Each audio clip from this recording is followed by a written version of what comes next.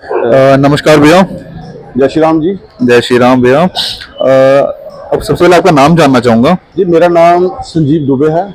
जी। तो काफ़ी देर से मैं यहाँ पे कोई लगभग 30 साल से बस स्टैंड में यहाँ पे काम कर रहा हूँ। तो ये हमारी ट्रैवल है। ठीक है। संजीव जी, आपको जानना चाहूँगा कि पिछले कुछ सालों से कुछ परेशानियां, कुछ दिक्कतें जो बस स्टैंड में फेस हो रही हो, जैसे आप इतने देर से काम भी कर रहे हो, तो आप ज़्यादातर अच्छे से बता सकते हो मुझे, तो थोड़ा सा आप इस बारे में बताएंगे। जी सर, मैं आपसे पहले सबसे पहले ये कहना चाहता हूँ कि जैसे हमने अभी 30 साल से हम काम कर रहे हैं यहाँ पे बस स्टैंड में, तो हमने ये चीज़ देखी कि जैसे देखो अभी हमारी अगर पब्लिक की जो मतलब हिफाजत करती है वो करती है पुलिस। तो मैं पहले आपको पुलिस के बारे में बताना चाहूँगा। तो यहाँ पे हमारे डीआईजी विवेक गुप्ता साहब रह के गए हैं। तो हमने काफ़ी मतलब जहाँ पे गो तस्करी वगैरह होती थी, नशा तस्करी का जो लोग कारोबार करते थे, हम क्या करते थे उसके खिलाफ चलते थे। तो उसके बाद में हमारे साथ काफ़ी बार डीआईजी विवेक गुप्ता साहब से भी वार्तालाप हुई, तो काफ़ी उन्होंने हमें सपोर्ट किया। बड़े अच्छे ऑफिसर थे। और एसएसपी तजिंदर साहब थे, बहुत अच्छे ऑफिसर थे। यहाँ पे पंकज शर्मा साहब एसएचओ रह के गए हैं, बहुत ही काबिल ऑफिसर, मतलब हानेस्ट आदमी की जिनकी आज तक मतलब यहाँ पे लोग काफ़ी तारीफ करते हैं कि ऐसे एसएचओ दोबारा आने चाहिए। तो आज भी जो एसएचओ यहाँ पे है प्रेजेंट, वो भी अच्छे हैं, तो अपना काम अच्छे तरीके से कर रहे हैं। तो मैं आपको ये कहना चाहता हूँ कि देखो, समाज को बचाएगी पुलिस, पुलिस ही उसकी रक्षा करेगी। तो कुछ यहाँ पे ऐसे करप्ट बंदे रह के गए हैं, करप्ट पुलिस के बंदे। देखो, अगर पुलिस की कोई यूनिफॉर्म डालता, हम क्रांतिकारी लोग हैं, हमें पूरा शहर जानता है कि ये फलाना फलाना बंदा है। तो हम क्या कर रहे हैं कि समाज के, हम अपने लोभ लालच के लिए कोई ऐसा कार्य नहीं करते हैं कि जिसमें हम ऐसा काम करते हैं जिसके लिए समाज के हित में हो, जिससे समाज की बढ़ोतरी हो, या कोई गलत चीज फैल रही है उसको नहीं हो, बढ़ावा नहीं होना चाहिए। तो यहाँ पे कुछ ऐसे ऑफिसर रह के गए हैं जिन्होंने इतना मतलब कि गदर डाल दिया। और ऐसे जैसे आप देखो, गुंडागर्दी हर जगह होती है, कहीं भी आप चले जाओ। यहाँ पे बस स्टैंड में लोग थे, कोई चोर चक्के जो ऐसे टपोरी आदमी, उसको अगर एक एसएचओ बैकअप दे रहा है कि भाई ले, तू टेंशन मत ले, मेरा हिसाब निकाल दे, तू काम धंधा कर चला अपना, तो वो उसको बढ़ावा मिल गया। अब अगर एक शरीफ बंदा उसके खिलाफ लड़ता है तो वो डरता है यार कि एक तो ये गुंडा है, बदमाश है, और उसके बाद एसएचओ इसके पास है, इसकी पूरी सपोर्ट है। तो वो आम बंदे के लिए बड़ा मुश्किल हो जाता है। तो ऐसा बंदा बेचारा जहाँ तो वो छोड़ के भाग जाएगा काम। लेकिन हमने फिर भी उस टाइम पे इतनी फाइट की, आज तक हम लड़ रहे हैं, क्योंकि बेसिकली क्या है कि हमारी विचारधारा कुछ अलग है।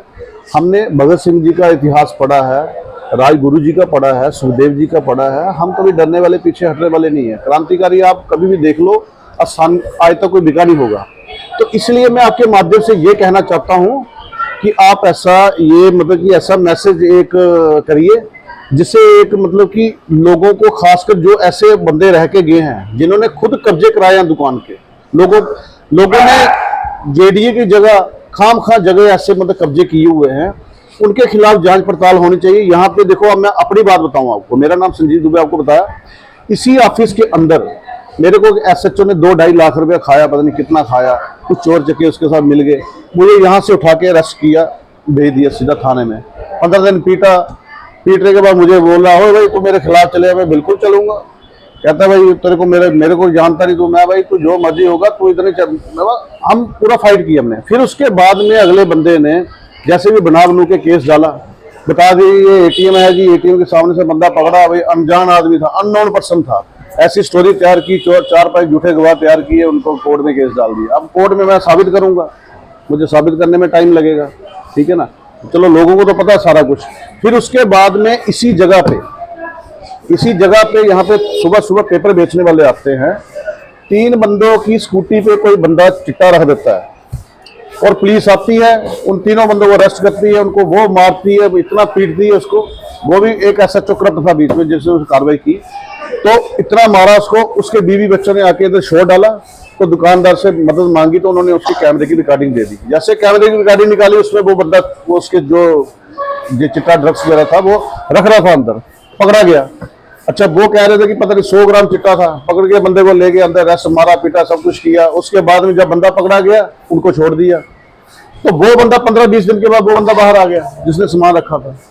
तो मैं आपके माध्यम से ये कहना चाहता, पहले तो ये 2 केस की छानबीन होनी चाहिए, पूरी इन्वेस्टिगेशन होनी चाहिए। वैसे तो मैं कोर्ट में केस चल रहा, मैं फाइट कर रहा हूँ पूरी, हम छोड़ने वाले बंदे नहीं है। ये बंदे जहां मर्जी भागे, इनको छोड़ेंगे नहीं।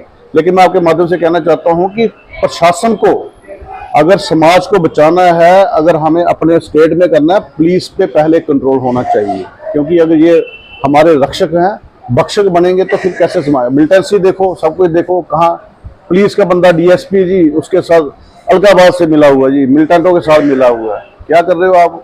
तो मजाक बनाया हुआ आपने। इतनी देखो यहाँ पे बस स्टैंड चोर चके करोड़पति बन गए हैं। कोई एसएचओ आता है नया, मैं पहले ही उसको कर कुर के सेटिंग, वो उसके उधर चाय पी रहा होता है बैठ के। आम जनता जो डर जाती है, हाँ यार ये एसएचओ उसके बाद बैठ के चाय पी रहा है, इसका मतलब ये इसकी बड़ी पावर है। आम बंदा डर के बेचारा काम छोड़ के भाग जाता है।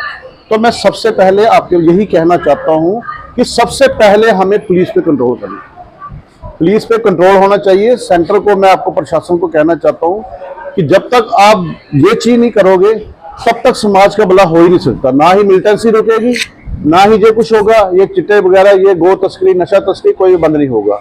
तो यही आपके माध्यम से कहना। चलिए, बहुत बहुत धन्यवाद आपका टाइम देने के लिए। जय श्री राम।